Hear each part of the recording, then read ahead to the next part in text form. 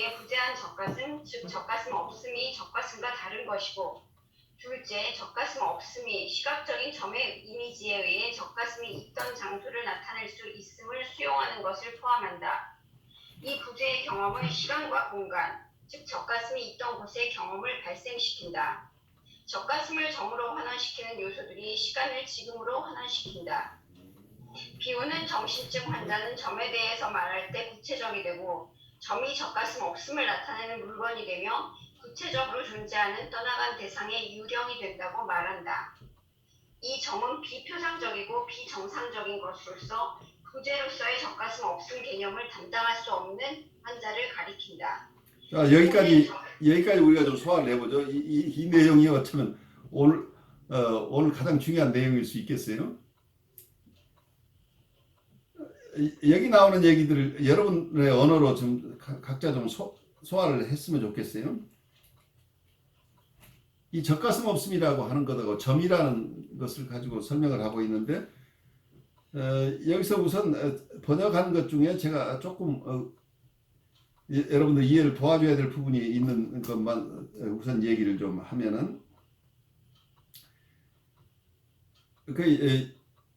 정신증 환자는 점에 대해 말할 때 구체적이 되고, 점이 젖가슴 없음을 나타내는 물건이 되며 구체적으로 존재하는 떠나간 대상의 유령이 된다고 말한다고 할 때, 이 말이 젖가슴 없음을 나타내는 물건이라고 할 때, 나타내는 물건이라는 말이 마치 상징인 것처럼 번역이 조금 우리가 번역에서 표현하려고 하는 것을 우리가 잘 이해를 해야 되는데, 이게 상징을 얘기하는 게 아니라는, 이게 콘크리트니스를 얘기하고 있어요. 상징에 실패한 케이스예요, 정신증이라고 하는 건. 그래서 젖가슴을 나타내는 물건이라고 하는 개념보다는 다른 개념이에요. No breast thing이라는 얘기예요. No breast thing이라는 게 젖가슴이 없는 이 점 자체를 엄마를 표상한다고 하는 표상이 아니라, No breast라는 그것 자체를 하나의 물건으로 본다. 그러니까 엄마가 있던 자리에 있는 것은 No breast thing이 지금 있어요. 그거 자체를 사물로 본다는. 그러니까 지금까지 경험한 것과 다른 어떤 사물이 거기 있다고 느낀다고 하는. 그러니까 엄마의 부재로 느끼는 게 아니고 다른 사물의 존재로 느낀다고 한다면 결국 이게 어때요? 유령이라고 또 얘기를 할 수 있겠죠, 다른 용어로. 그래서 구체적으로 존재하는 떠나간 대상의 유령이 된다, 이 얘기를, 이것과 맞물려서 이게 어머니의 표상이 아니라는 얘기예요. 그거 자체가, 그러니까 다른 쪽으로 얘기하면 나에게 젖을 주는 엄마가 아니죠. 그 젖을 주는 엄마는 지금 없어요. 근데 엄마가 없다는 것보다 지금 그 자리에 젖을 주지 않는 엄마가 있다예요. 그러니까 나를 만족시키자는 대상이 그 자리를 차지하고 있다. 이 점을 추상화해서 엄마의 없음이라는 추상화가 가능한 사람은 이 정신증 환자가 아니에요. 그런데 그것이 추상화가 되지 않고 있는 사람, 이 abstractive thinking이 불가능한 사람을 콘크리트하다고 얘기를 해요. 아주 그냥 그 말을 표현하기 우리말이 참 적절치 않아요. 콘크리트한 사고방식을 가지고 있다는 게 아주 구체적인, 구상적인 생각만 한다니, 실제 물건으로밖에 생각을 못 한다. 그러니까 이 말을 표현하기 굉장히 어려운데, 아마 대상관계 이론가 중에 상징이라는 표현과 심볼하고 우리가 여러분들이 배웠던 게 상징적 동등성이라는 말을 기억하시나요? 심볼릭 이퀘이션이라는 말, 하나 시겔이 썼던 여기 심볼릭 이퀘이션이라는 말이 있죠. 그러니까 바이올린을 켜는데 이것이 피너스처럼 느껴진다고 생각하는 사람은 이건 하나의 상징으로 가져오고 있는데, 어떤 사람은 이것 자체가 피너스라고 생각하는, 구체적, 실제 그것이 상징이 아니고 이것과 이 바이올린 자체가 피너스라고 동등시하는 사람이 있으면 이건 바이올린을 켜는 것 자체가 자기의 피너스를 대중 앞에 노출시키는 거기 때문에 그건 대중 앞에 나갈 수가 없게 된다는 얘기예요. 아까 그 상징화가 가능한 사람은 마치 어떤 자기의 피너스인 것처럼 느껴지는 것, 그 정서를 가져올 수 있는 사람이지만 아까 두 번째 상징화가 되지 않는 사람은 그거 자체를 구별을 못한다는 얘기. 구체적인 물건을 상징화하지 못한다는. 그러니까 자기가 생각하는 물건이 돼버리는 거예요. 이게 바이올린의 현실의 물건은 바이올린인데 이분은 이게 피너스라고 구체적인 물건으로 이분은 이해가 돼버리는 거죠. 그런 점에서 여기서 중요한 것은 구체적이 된다고 하는 것이 콘크리트한 사고방식을 가진 사람, 현상적으로 보면 옹고집인 사람들이 자기 한번 생각하면 절대 다른 생각을 못하는 사람들이 이게 콘크리트한 사고방식을 가진 사람들이죠. 그래서 추상적인 생각이 불가능하다는 거죠. 그래서 어떠면 우리의 내적 대상들을 우리에게 배다 암직들을 굉장히 많이 가진 게 사이카틱한 사람들이에요. 그러니까 나를 돌봐주는 좋은 대상이 있는 자리가 지금 비어 있다고 느끼는 게 아니고 이게 나쁜 대상이 그 자리를 차지해버리는 거죠. 근데 그게 실제로 없는 대상이라고 한다면 우리가 이걸 유령이라고 또 얘기를 할 수 있겠죠. 그래서 설명하는 방법은 각각 다양한데 상징화가 불가능한 비극을 얘기하고 있어요. 그리고 마지막 번역이 뭐 이렇게 번역해도 될 것 같긴 한데 원래 문장하고 조금 달리 번역되어 있는데 맨 마지막 이 점은 비표상적이고 비상징적인 것, 즉 K와 대조되는 마이너스 K로서 부재로서의 적가슴 없음 개념을 감당할 수 없는 환자를 가리킨다 라고 표현을 했는데 사실은 원문에서 얘기하고 있는 것은 뭐라고 되어 있냐면 여기서 The point is non-representational or non-symbolic. That is minus K.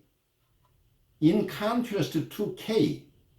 그리고 dash하고 designating the patient. Designating the patient who can tolerate the concept of no breast as absence. 여기 원문에서는 마이너스 K를 설명하기 이전에 마이너스 K하고 달리 K를 먼저 설명을 해요. 그러니까 K는 알의 표상이고 마이너스 K는 알지 못함의 표상이라고 이렇게 쉽게 생각을 해보죠.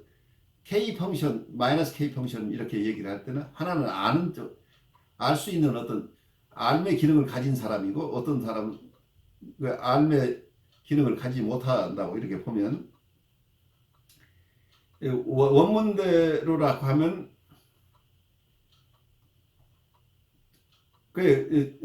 적가슴 없음을 부재라고 감당할 수 있는 환자를 가리키는 K와 다른 마이너스 K 이걸 얘기한다는 얘기예요. 그러니까 설명하는 방법이 다르죠. 지금 여기서 설명하고 있는 건 K인 상태에서는 적가슴의 부재를 여기서 노브레스트를 적가슴 없음을 부재라고 이렇게 추상화할 수 있는 이걸 부재로서 이걸 감당할 수 있는 환자를 가리킬 때 이때는 K라는 표시를 사용한다. 그런데 여기서는 non-representation이라고 얘기했죠. 비표상적이고 비상징적인 것을 지금 얘기하고 있는데 이때 이 상태를 마이너스 K라는 표시로 우리가 설명한다. 이렇게 이해하시면 좋을 것 같아요. 그래서 설명하는 내용은 같지만 원래 문장을 어떠면 뒤집어 놓았다고 하는 거죠. 아마 번역하기 힘들어서 일부러 알아듣기 쉽게 이렇게 번역을 하시지 않았을까 싶긴 해요.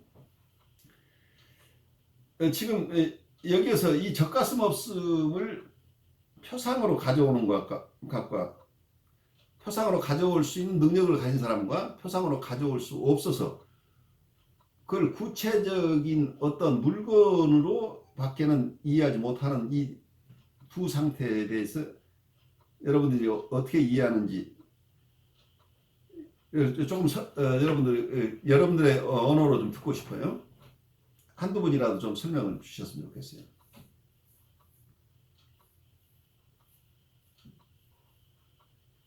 저는 뭐 짧게 뭐 그냥 말씀드리면 제가 이걸 뭐 다는 이해 못하겠지만 이해한 대로 그 젖가슴 없음에 대한 부재를 감당할 수 있는 걸 K라고 하고 그걸 감당을 못하는 것을 마이너스 K라고 하는데 그걸 이제 쉽게 또 뭐 아까 기능과 요소로 이야기했을 때 기능이 작동되는 것 그리고 기능이 작동되지 않는 것 그렇죠. 그걸 우리 한국의 체를 개념을 생각했을 때 걸러낼 수 있거나 걸러내지 못하는 것. 바로 그거죠. 되겠습니까? 네. 그 아주 체라는 개념을 쓰니까 어떤 면에서 네. 거의 접촉 장벽 개념하고도 지금 맞물리죠. 네.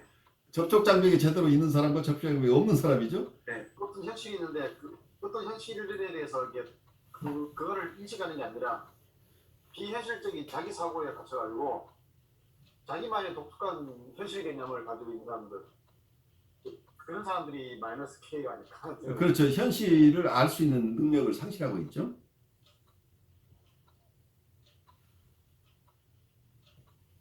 그래서 이 얘기를 그냥 제가 한번 다시 반복해서 이분 얘기를 가능하면 다시 한번 설명해 본다면 변형 과정에서는 유아에 의해 부재한 젖가슴 없음이 젖가슴과 다른 것이다 하는 게 그 젖가슴이 있는 상태와 젖가슴 없는 상태를 일단 구별해내야 되겠죠. 그런 능력이 있어야 되겠죠. 그리고 둘째, 젖가슴 없음이 시각적인 점의 이미지에 의해서 젖가슴이 있던 장소를 나타낼 수 있음을 수용하는 것을 포함한다. 그러니까 비원에 얘기하면 이것을 하나의 엄마의 젖가슴이라고 얘기를 저는 그냥 엄마라고 바꿔서 설명을 해보겠어요. 엄마가 있던 자리가 엄마 자리가 비었어요. 그럼 그 자리를 하나의 점으로 표상 저 자리라고 한다면 이 자리는 만약에 이걸 젖가슴이 없음 그 장소를 점으로 그냥 받아들이고 그래서 엄마가 없음이라고 받아들일 수 있는 능력이 있으려면 그 엄마가 없는 상태를 견뎌낼 수 있는 좌절을 견딜 수 있는 힘이 있어야 된다는 얘기예요. 그 엄마의 없음을 현실적으로 이해할 수 있어 받아들이려면 엄마가 없는 상태를 견딜 힘이 있어야 되는데 그 견딜 힘이 없다고 한다면 어때요? 이 사람은 다른 쪽에서 얘기하는 헐루시네이션 속에 만족을 얻고 싶어 하는 거죠. 엄마가 떠난 것을 수용하기가 어렵죠. 어떠면은 엄마는 있어야 될 자리에 있잖아. 그러니까 프로이드의 어떤 이론 속에서 헐루시네이션 얘기가 아이들이 좌절이 있을 때 처음에는 어떻게 만족을 해요? 자기 헐루시네이션 속에서 자기의 판타지 속에서 엄마가 있다고 느끼면서 일단 만족을 한다는 얘기예요. 엄마의 부재를. 근데 이 헐루시네이션이 길어지면 계속 이 헐루시네이션 속에 살 수 없겠죠. 현실적인 배고픔을 감당할 수 없기 때문에. 근데 어떤 헐루시네이션이라는 누구나가 갖는데 여기에 그냥 매여 있다고 한다면 어떤 아이는 그 헐루시네이션이 아니고도 엄마가 없네라는 그 부재를 견딜 수 있는 사람 추상화가 가능하다고 보는 거죠. 그런데 만약에 이 점이라고 표상이 됐다면 저 자리가 엄마가 있던 자리야 라고 한다면 하나의 장소의 개념이 나오죠. 엄마가 있었는데 그 자리에 엄마가 없네가 되죠. 그 대상이 있었는데 그 대상이 동그랗게 점만 남아있어요. 그 엄마의 젖가슴이라고 할 때 엄마가 지금 눈에 보이지 않아요? 그럼 저기에 그 지점이 하나의 기하학적인 개념으로 점이라고 친다면 이 자리가 엄마가 있던 자리라고 한다면 이 장소에 엄마가 있었는데 지금 엄마는 다른 곳에 있잖아요. 그러니까 장소의 개념이 나오고 아까는 엄마가 있었죠. 아까는 엄마가 있었는데 지금 엄마가 없다고 느낀다고 이해가 된다고 한다면 이게 시간의 개념이 여기에 있는 거죠. 그러니까 리얼리티가 감각이 들어오는 거예요. 시간과 공간을 이해한다고 한다면 이 사람은 리얼리티가 있잖아요. 근데 이걸 받아들일 수 없어서 자기는 지금 만족해야 되기 때문에 이 대상에 집착해 있다고 한다면 이 대상은 떠나버릴 수 없다고 한다면 이 대상을 그대로 쥐고 있는데 이 대상이 없음을 받아들일 수 없어서 뭔가 대상인데 이 아이 입장에서는 엄마가 젖을 주지 않는 엄마가 있는 거죠. 그게 없다고 받아들이는 게 아니고 나를 만족시키지 않는 대상이 그 자리에 있다고 느껴버린다고 한다면 이 점이라는 이거 추상화가 일어나는 게 아니고 나쁜 대상이 그 자리를 찾아 이 점에는 나쁜 대상이 정서적으로 있는 꼴이 되겠죠. 나쁜 대상이 존재한다고 느껴버리면 이거 자체가 실제는 없는 것이 있다고 느낀다고 한다면 이게 유령이라고 얘기할 수 있겠죠. 그러니까 이 아이는 유령하고 지금 같이 있는 거죠. 근데 이게 만약에 이게 근데 이 대상은 가혹한 대상이잖아요. 자기는 배고픈데 젖을 주지 않는 대상이기 때문에 나쁜 대상이죠. 만약에 이 대상을 아이가 내면화한다고 한다면 계속해서 나쁜 대상이 자기 안에 내면화되겠죠. 그래서 사이카틱한 사람들은 자기 내면에 엄청난 공격 대상들을 가지고 있어요. 방해하는 대상이라고 얘기를 할 수 있겠죠. 자기 안에 나쁜 대상들이 쌓여 있는 게 사이카틱한 사람들이에요. 실제 임상에서 보면 어떤 사람은 내 안에 나쁜 사람이 몇만 명이 있다. 어떤 사람은 몇 천만 명이 있다. 몇 백만 명이 있다. 이렇게 느끼는 사람들이 꽤 있어요. 그래서 좋은 대상의 부재를 좋은 대상이 만약에 이걸 아까 상징화가 가능하다고 한다면 이 엄마가 지금 있었었는데 지금은 엄마가 없지만 기다리면 엄마가 올 거야 라는 희망을 가질 수 있겠죠. 그렇다면 여기서는 그런 희망을 가질 수 있는 아이라고 한다면은 과거와 현재와 미래에 대한 개념을 가질 수 있겠죠. 그래서 시간 개념과 공간 개념을 가지고 있다고 한다면 이 상태에는 리얼리티의 감각이 있는 거죠. 근데 이 리얼리티를 살아내지 못하는 사람들이 극단적인 게 사이카틱한 환자라는 얘기예요. 정신증인 경우에는 그래서 현실 감각이 없다는 거죠. 그래서 그냥 무의식의 세계에 머물러 있는 사람, 무의식의 세계는 뭐예요? 시간과 공간이 구별되지 않는 공간을 무의식의 공간이라고 그러죠. 그래서 원초적인 마음의 상태, 그냥 유아적인 마음의 상태에 있다고 하는 것이 어떤 그런 원초적인 무의식 상태에 머물러 있는 상태를 그런 입장에 있는 사람을 우리가 이해할 때 이런 관념을 가지고 우리가 이해할 수도 있겠죠. 교수님 이게 성경에 보면은 예수님 시대에 예를 들어서 바리새인 서기관 이렇게 표현되는 말하자면 문자에 사로잡힌 사람들 있잖아요. 그렇죠. 그런 사람들도 그러니까 그에 대해서 이제 예수님께서 그 사람들은 그 사람 자체가 저주다라고 말씀하시거든요. 그렇죠. 그런 표현들도 생각이 나고 또 하나는 요즘 이제 코로나 바이러스와 여러 가지 이제 사회적 상황 속에서 일어나고 있는 일들을 보면은 집단적으로 그렇게 묶여 있는 사람들이 많은 것 같아요. 그래서 어떤 사람들이 이제 무언가를 자꾸 이야기하고 사회 이슈로 만드는데 정상적인 사람들이 들었을 때는 분명히 말이 안 되는 상황인데 거기에 사로잡혀 있는 그 주장하는 것들 이런 한국에서 정치적으로 이슈가 되는 경우도 보면은 뭔가에 잡혀 있는데 그게 뭐냐고 그러면 말은 제대로 못하면서 뭔가에 사로잡혀가지고 그걸로 다른 사람들을 괴롭게 만들고 있는 그런 상황들을 보입니다. 그러니까 어딘가에 사로잡혀 있는 그 대상이 나쁜 대상이라는 얘기예요. 결국은 자기를 만족시키지 않는 대상을 확대 재생산해내는 거죠. 이게 투사를 통해서 어떤 많은 사람이 공유하도록 만들어내고 있는 거죠. 지금 이야기를 보면은 그렇게 그러니까 뭔가 자기를 만족시키는 것에 부재를 견디지 못하니까 억지로 그걸 붙잡아 놓고 이미 다 달라졌고 삶의 시츄에이션이 다 달라졌는데도 불구하고 그걸 과거의 것을 끄집어 내려와가지고 계속 고수하면서 그러니까 어떤 이게 재미있어요. 지금 그 연상이 어떤 쪽으로 나한테 연상이 오냐면 이게 페어벤의 텐탈라이징 오브젝트와 그리고 리젝팅 오브젝트라는 개념이에요. 나에게 만족시켜줄 것 같은데 계속해서 만족을 주지 않고 있는 대상, 그리고 한쪽에서는 거절하는 대상, 이런 개념들이 바로 이런 나쁜 대상이라는 얘기예요. 나쁜 대상의 두 가지 측면이죠. 결국은 거절할 대상인데 자기를 만족시키지 않는데 꼭 만족을 줄 것 같은 대상이에요. 나쁜 대상이. 그러니까 유혹적인 대상이래. 그러니까 과거에 그 사람 그분이라고 한다면 나를 만족시켜 줄 거야 하는 게 텐틀라이즈나 아포직트죠. 거기에 리비도가 간다는 게 이게 리비디널 이고라는 얘기예요. 우리의 이고 중에 이고의 분열을 얘기하는 거예요. 이고가 한 조각이 나서 이 한 조각은 나를 만족시켜 줄 것 같은 그 대상하고 사랑 관계에 있어서 결코 여기서 벗어날 수 없어요. 그래서 나쁜 대상 신드롬이 있잖아요. 나쁜 대상에 한번 사로잡히면 거기 나쁜 데서 벗어나지 못해요. 결국은 리젝트하는 대상이 되지만 리젝트하는 그 대상에게도 엔티 리비디널 이고가 또 부착돼 있어요. 엔티 리비디널 이고 자체도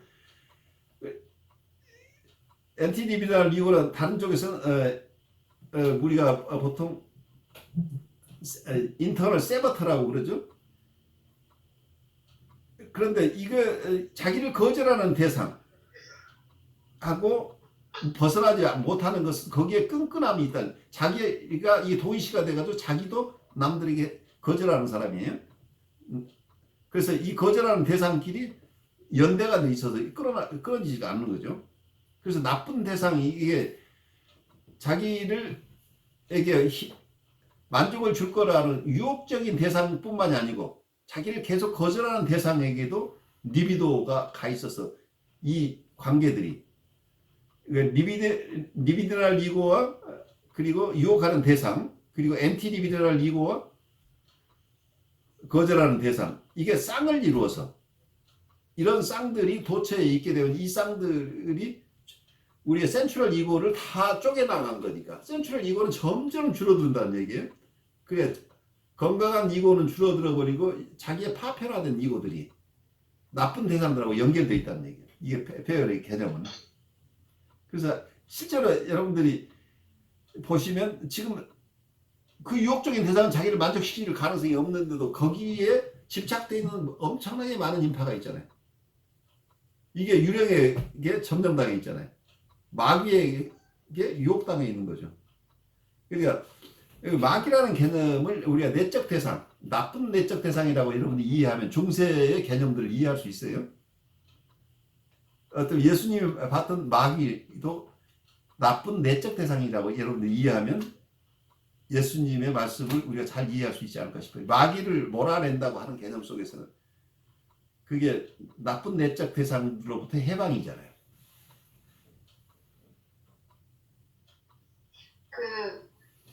그때 공부하면서 책을 읽으니까 코엇이 약물 중독 같은 경우에도 이와 비슷하게 설명을 했던 것 같아요. 그러니까 끝없이 어머니 없음에 결핍된 그 자리를 유화적으로 자기를 달래주는 대상을 항상 거기에 집착하면서 그 결핍과 그 순간적인 만족 사이를 오가는 그런 약물 중독자의 그거를 그 묘사한 그 구절이 어떤 부분적으로는 이런 지금 그 논의한 부분하고도 또 겹치는 것 같아요. 겹치죠. 같은 임상 상황이에요. 그걸 설명하는 용어가 다를 뿐이죠.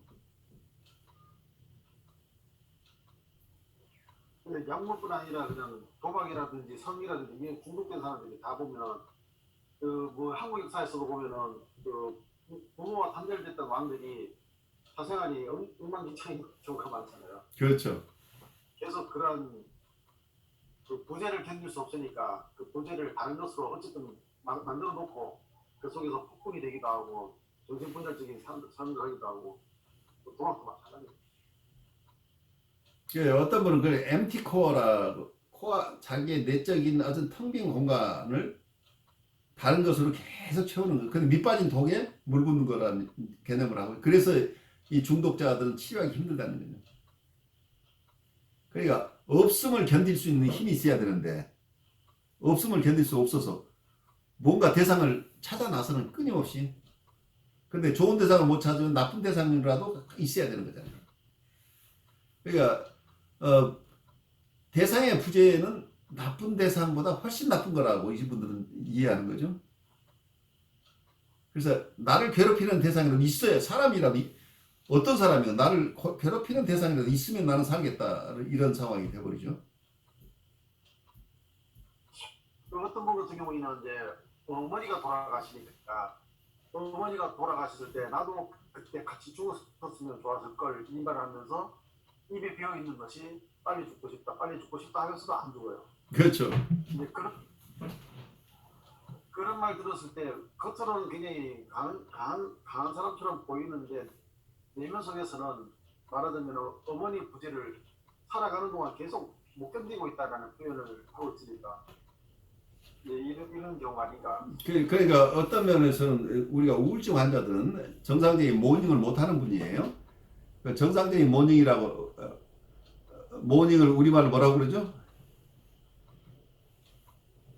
애도라. 애도. 이 애도라고 하는 것은 망자를 내가 그리워하지만 망자가 새로운 세상을 갖겠다고 한다면 기꺼이 그분을 보내드릴 수 있는 마음이에요. 그게 애도를 하는 사람의 기본이에요. 그러면 내가 중심이 아니고 떠나는 사람, 떠나는 대상에게 도움이 된다면 그분은 가야 될 사람이라고 하죠. 그리고 그분이 나에게 중요하게 하지만 그분은 나와 다르다는 것을 이해하는 분이에요. 그러면 그분이 없는 세상이 텅 비어 있는 것 같지만 그렇다고 내가 텅 빈 것은 아니죠. 그러니까 나와 대상과 구별이 분리가 되어 있는 사람들은 정상적인 애도가 되고 몇 개월 지나면 그 애도가 기간이 끝나면서 자기의 삶으로 복귀할 수 있는 능력을 가지는데 어떤 심한 우울증 환자들은 이 대상을 떠나보내지 못하고 있는 대상을 붙들고 있는 거예요. 그러니까 나쁜 대상을 자기 안에 가지고 있어서 절대로 놓아버리지 못하는 사람이 우울증 환자라는 얘기예요. 왜냐하면 그분이 설사 많은 선업을 이루어서 극락을 가거나 천당에 예약이 돼 있다고 할지라도 나를 두고 떠나는 당신을 내가 용서를 못해. 그래서 당신이 어떤 좋은 것을 가지고 있을지라도 나에게 도움이 되지 않는다고 한다면 당신을 그 좋은 세상으로 보낼 수 없다고 하는 엄청난 공격성의 소유자라는 얘기예요. 그래서 어떤 면에서는 이분이 겉으로 드러나는 굉장히 사랑하는 대상인데 무의식 속에 있는 것은 만약에 사랑했다고 한다면 이렇게 나를 끝없이 나는 당신의 사랑이 필요한데 나를 버리고 떠난 당신이에요 결국은. 그래서 아무리 좋은 사랑의 정서가 있다고 하지만 궁극적으로는 나를 버린 대상이기 때문에 이 버린 대상에 대한 분노가 이분들에게는 팽배해 있다는 얘기 결국은 이 무의식 속에서는 그래서 이 분노를 그래서 보복하고 싶은 대상을 가지고 있는 근데 그 보복할 대상이 어디에 있냐면 이 내적 대상과 자아가 그 셀프 아브젝트가 미분화 상태인 사람들은 보통 이분들은 분리 개별화가 잘 안 돼 있기 때문에 이 내적 대상과 자기를 분리해내지 못하고 있는 거예요. 그러니까 문제는 자기와 대상이 구별되지 못한데 자기가 공격하고 싶은 것은 자기가 아니고 대상이라고 친다니. 근데 대상을 공격하는데 정밀 스마트 폭탄이 있어야 되는데 스마트 폭탄이 없다는 얘기 문제는. 왜냐하면 이 자기와 대상이 미분화 상태에 있기 때문이에요. 미분화 상태에 있으면 결국은 이 대상을 공격하는 게 결국은 자기를 공격하는 것이 되죠. 그래서 끊임없이 자기를 공격하고 있는 내가 나쁜 사람이야. 내가 죄인이야. 라고 계속 얘기하고 있지만 거기에서 사실은 공격성에 정밀 타격이 가능하다고 한다면 나를 버리고 떠난 그 대상을 죽이고 싶은 욕구라는 얘기. 근데 그것이 불가능하기 때문에 결국 평생 자기를 괴롭히고 있다는. 근데 이 대상을 놓아버리면 놓을 수가 없다는 거예요. 이 대상을 풀어야 자기가 살아나는데 이 나쁜 대상을 용서해낼 수가 없는 거죠. 그리고 이 나쁜 대상을 이 대상의 부재를 견딜 수 없다는 얘기예요. 여기서 같은 얘기예요. 그 대상의 부재를 견뎌낼 힘이 없기 때문에 그 그림자건 유령이건 뭐가 됐건 뭐가 붙잡고 있어야 된다는 거예요. 그래서 옛날에 우리 말에 그런 황천을 떠돈다고 하는 게 이쪽에서 이 세상에서 안 놓아줘서 황천에 붙들려 있을 가능성이 있죠. 그러니까 이 세상과 저 세상 사이에 끼어 있는 영혼들을 옛날에 얘기했죠. 어디에도 속하지 못하고 있는 영혼이 있을 수 있죠. 만약에 저쪽 세상에서 이미 이쪽에서 주민등록이 이미 정리됐어요. 이 적이 없는데 저쪽에 가서 지금 신고를 해야 되는데 이쪽에서 퇴거 처리를 해줘야 되는데 이 퇴거 처리를 못하게 지금 막고 있는 대상이 있는 거죠. 그래서 그 떠난 대상이 정말 떠날 수 없도록 만들어내는 거죠. 상징적인 얘기들이죠. 재밌는 현상은 뭐냐면은 그냥 알려진 바에 의하면 그 떠나신 그분이 인격적으로 훌륭하고 다 좋은 분인데 그렇죠. 붙들고 있는 사람들 보면은 나쁜 대상으로 붙들고 있다 그러면은 도대체 이게 뭔가 하는 생각이 들더라고요. 그리고 그분들한 그러니까 붙잡고 있는 그분들한테는 그 떠난 분이 나쁜 대상으로 남아 있는 것인지 아니면은 잊지 못하는 정말 좋은 대상이. 근데 의식으로는 좋은 대상으로 남아있을 가능성이 있는데 무의식 속에서는 최악의 대상인 가능성이 있잖아요. 잘 생각해 보세요. 이렇게 훌륭한 대상이에요. 그럼 나에게는 그래티피케이션을 주는 대상이잖아요. 항상 나를 만족시키는 대상일 수 있죠. 그 대상이 떠났다고 한다면, 내 허락 없이 떠났다고 한다면 그 대상에 대해서 느끼는 정서는 뭐예요?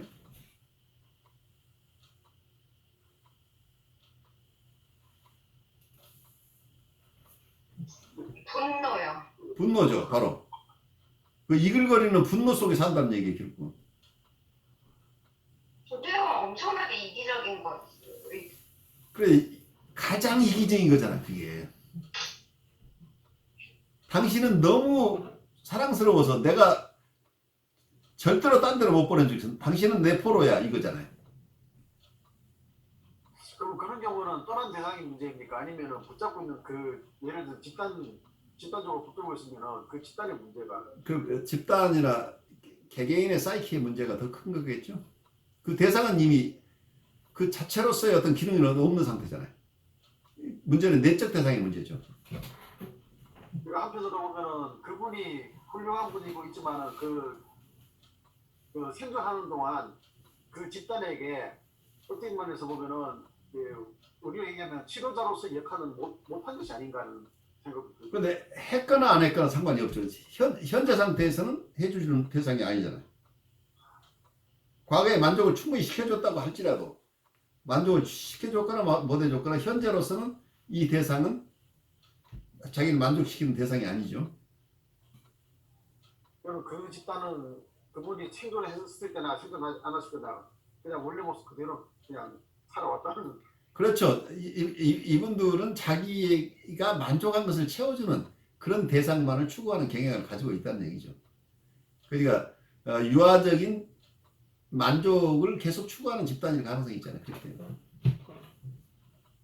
지금 미국이나 한국에 있는 어떤 대형 교회들 보면은 그런 경우가 많았거든요. 계시던 목사님이 돌아가셨는데 그 후로 몇십 년간 교회가 엉망이 되는 이유가 뭐냐면 새로 누가 시니어 패스터 보면은 다 쫓아내는 거예요. 아니라고. 그러니까 그런 거 보면서 거기 있는 분들 보면 상당한 공격성들을 새로움에 대한 공격성들이 막 생기는 거예요. 엄청난 공격성인 거죠. 예. 그러니까 그 자리를 망자의 자리로 지금 비워놔야 되잖아요. 결국. 그래서 떠난 대상을 뭐 다시 오라는 얘기잖아요. 그 세상에 있지 말고 오라는 얘기잖아요. 그게 귀신을 불러오고 싶은 거잖아요.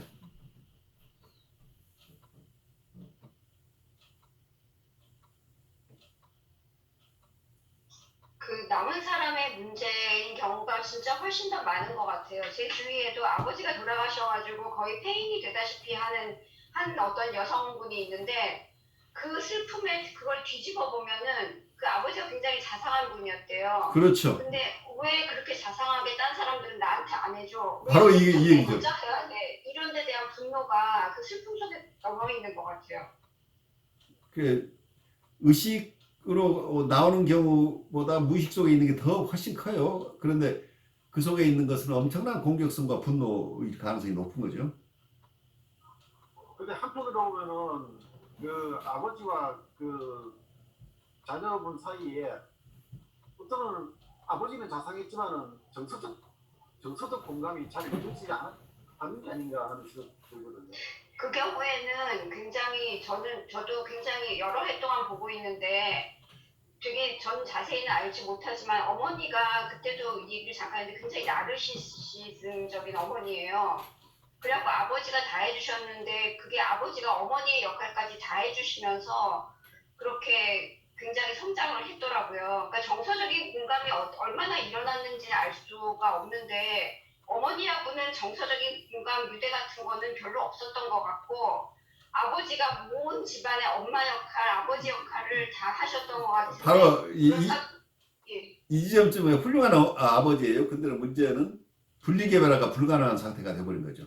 그러니까 네. 이때 아버지는 아버지가 아니고 엄마예요. 그러니까 그 식으로 얘기를 하면 원래 모성 대상이 기능을 못할 때는 그 가족 중에 어떤 분이 그 기능을 대신해주면 그래도 최악의 경우는 면한다 이렇게 보죠. 그래서 이때 아버지는 엄마가 해주는 모성적인 기능을 아버지가 대신하고 있기 때문에 아버지라는 존재로서가 아니라 어머니로 남아있는. 그러니까 분리개별화라는 것은 어머니하고 관계에서 일어나야 되는데 이분은 분리개별을 할 수가 없는 사람이 되어버린 거죠 지금. 그래서 돌아가신 그 대상을 결코 보내줄 수가 없는 상황이 되어버린 거죠. 그래서 네, 맞아요. 예. 자기가 어머니를 또 보살펴야 돼, 아버지를 대신해서 또 보살펴야 되는데 굉장히 분노를 가지고 있더라고요. 또. 그렇죠. 그러면 아버지가 본의 아니게 나쁜 대상이 되어버린 거네요. 그러니까 그 대상이 좋고 나쁘냐 문제가 아니죠. 이 사람이 가지고 있는 내적 대상이 어떤 모습으로 되어 있느냐죠. 지금. 충분하게 만족을 주었지만 지금 이분이 분리개발가 되지 않은 상태에서 떠났기 때문에 자기를 버린 대상이 되어버렸습니다. 과거에 아무리 정서의 커뮤니케이션을 잘해줬어도 그건 지금 문제가 아니죠. 그 이슈가 아니라 지금 자기는 계속해서 그 대상이 필요한데 자기를 버렸다고 하는 것 때문에 이 분노가 있을 수밖에 없잖아요. 그리고 이걸 채워줄 대상이 없는 거죠, 지금. 이 부재를 견뎌낼 힘이 없는 거죠.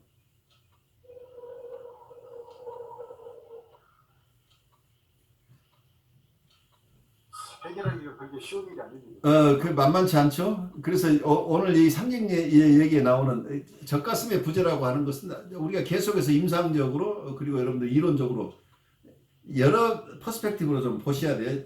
여러 이론 속에 이런 현상을 어떻게 설명하는가. 근데 그 코어에 있는 어떤 대상 관계나 그리고 거기에 있는 정서적인 컴포넌트를 우리가 깊이 이해할 필요가 있죠. 이런 현상 속에 있는 많은 내담자가 있다는 걸 우리가 이해해야 돼요. 그래서 아주 이런 부분을 세밀하게 조금 이해해야 되는 거죠. 이 사람들의 사이키 속에서 이 대상은 무엇인가.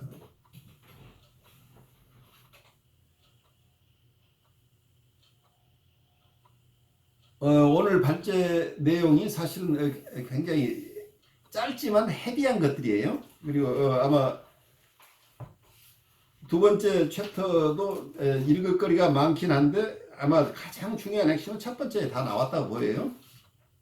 그 뒤에 기하 개념을 가지고 이게 점에서 얘기를 다시 그 다음에 평면으로 돌려서 유클리드 기하학을 가져와서 평면, 원, 이제 뭐 탄젠트 개념 여러 가지 것들을 도입을 하긴 하는데 기하학적인 표상을 통해서 인간의 심리를 설명해내고 싶어하는 이런 노력이죠.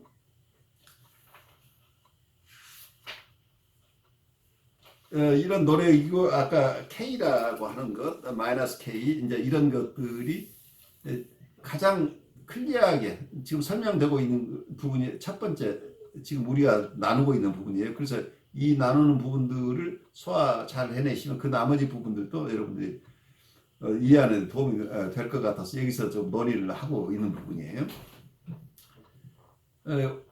오늘 발제하시면서 한주연님이 느꼈던 거 좀 더 심층적으로 나눠주시고 또 다른 분들도 조금 오늘 이 아주 어쩌면 짧지만 굉장히 헤비한 내용들이에요. 사실은 이걸 이 중에 한두 가지만 소화를 해도 우리가 굉장히 큰 도움을 받을 거예요.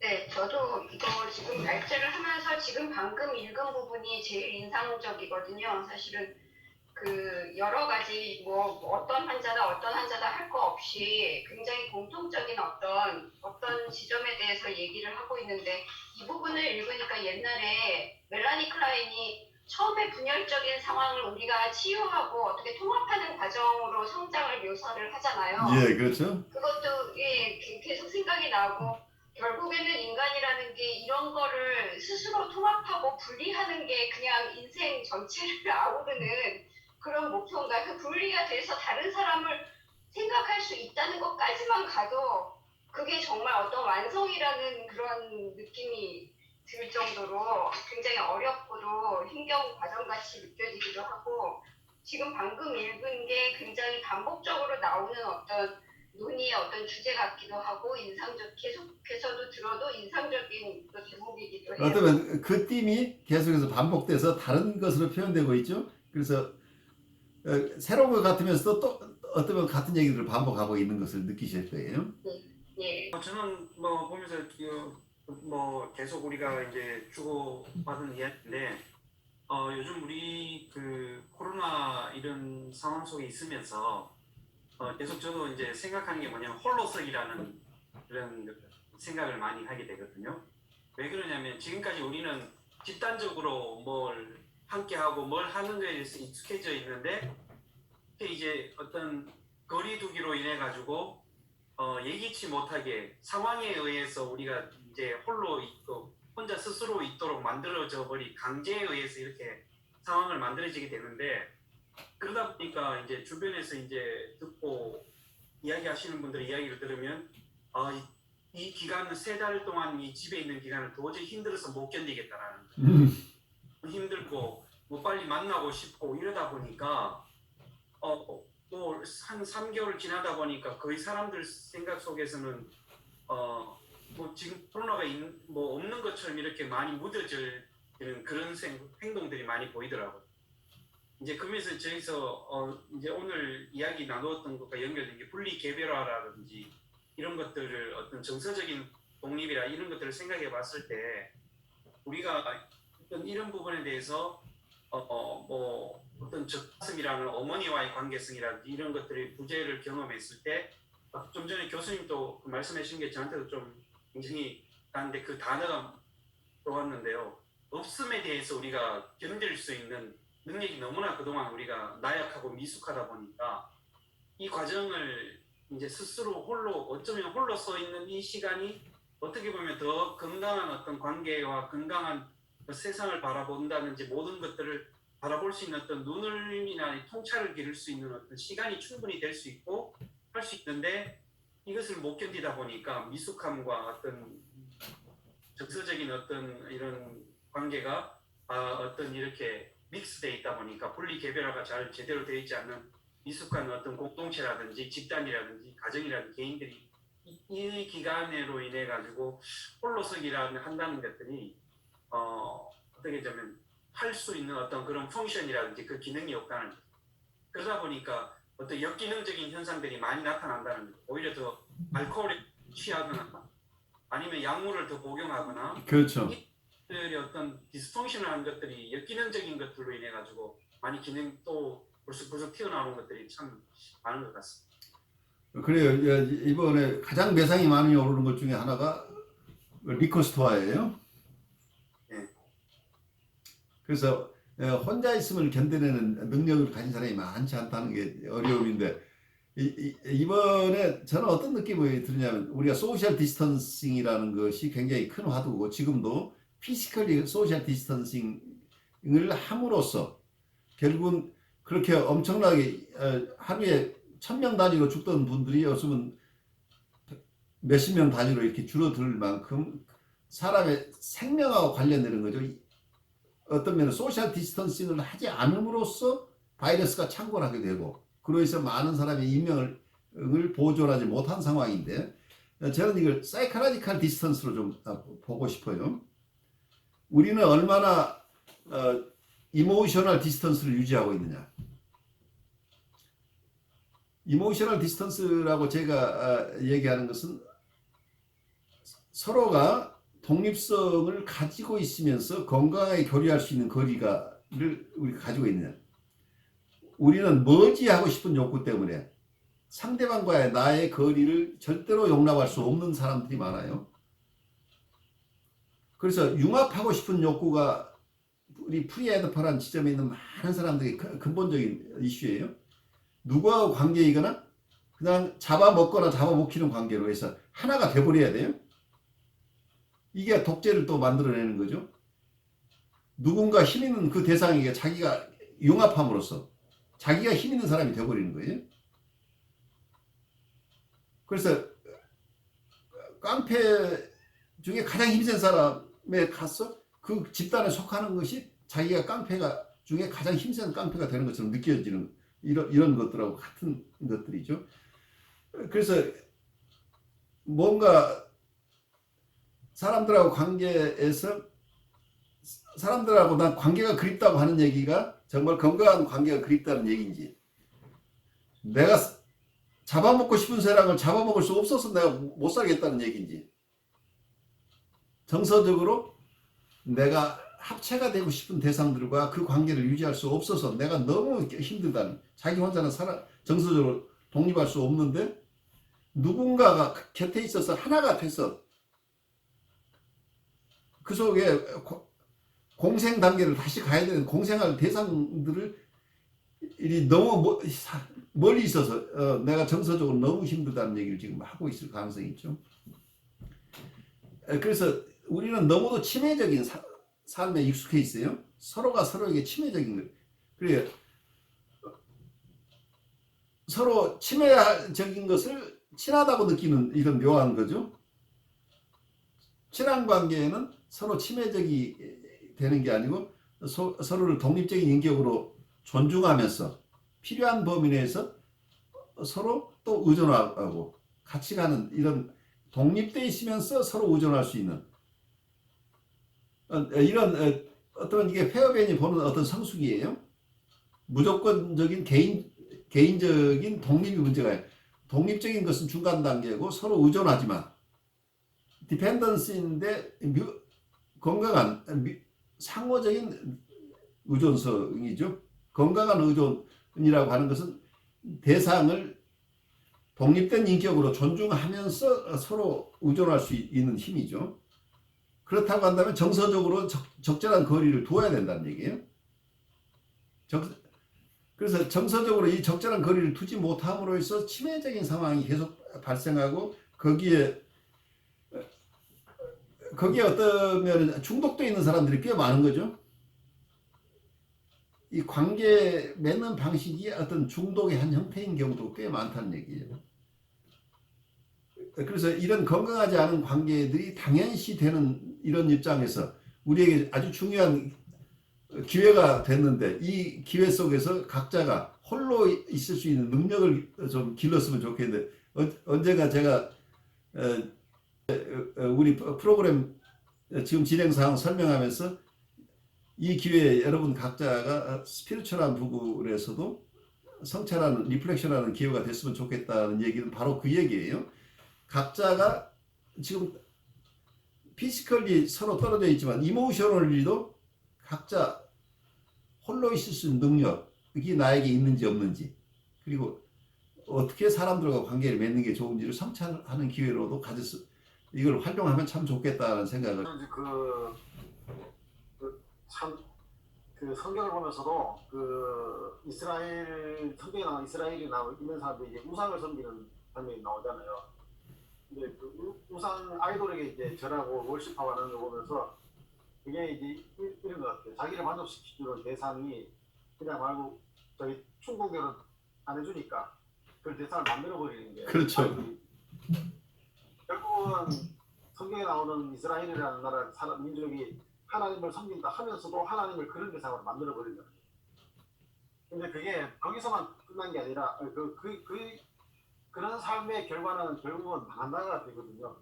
파괴적이게 되는데, 근데 이렇게 많이 보면 그게 지금도 그런 모습은 집단으로서는 그게 계속 유지된다는 생각이 들거든요. 예를 들어서 저 이제 목사지만은 어떤 이제 교회를 좀 해보려고 하면은 그 문제가 딱 걸리는 거예요. 예를 들어가지고 조직에 가입이 되려고 그러면 그 조직에서 뭘 원하느냐면은 그 속에 얽히고 설킨 그런 관계가 의존적인 관계가 되어야만 도와주겠다 이렇게 되는 거예요. 그렇죠. 독립성을 인정을 할 수 없는 상황이죠.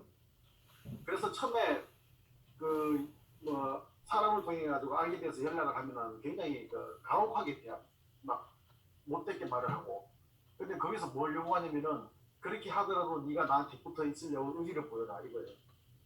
그리고 이게 무슨 짓인가 싶은 거죠. 저 입장에서는.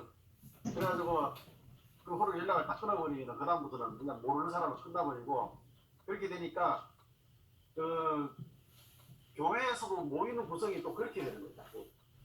그래서 저는 여기서 K 저가스로서 마이너스 K의 그 저가스 급성을 견디지 못하는 사람이 일부분이 아니고 어찌 보면은 우리가 살고 있는 이 사회의 주류라는 생각이 드는 거예요. 대부분의 사람인 거죠. 어떤 면에서는.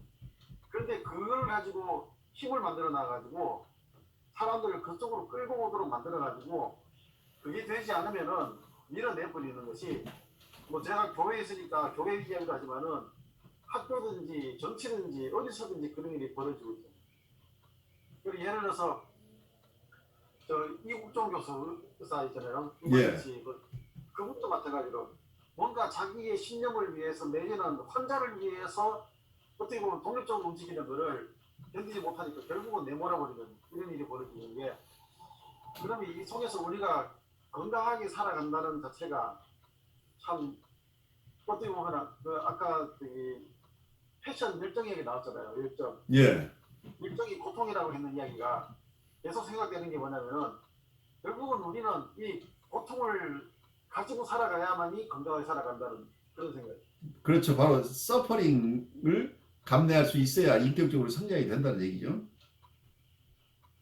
그게 참 쉽지 않고 어떨 때는 그 젖가슴 없음을 견디지 못해야만이 먹고 살 수 있는 상황이 되어버려가지고 실상으로는 생존의 위협까지도 막 그걸로 협박까지 하는 그런 상황 속에서 우리가 살고 있다 생각하니까 이게 건강하게 살아간다는 것이 참 쉽지도 않고 그 다음에 뭐 사실 코로나 바이러스 때문에 지금 몇 달 있지만은 이 몇 달 가지고 세상이 바뀌겠냐 저는 또 약간 회의적인 생각이 들면서 이게 그 세상이 바뀌었다지만 사람들은 결국은 형태가 다르지만 원래 자리로 돌아갈 것이다 하는 그런 생각도 들고요.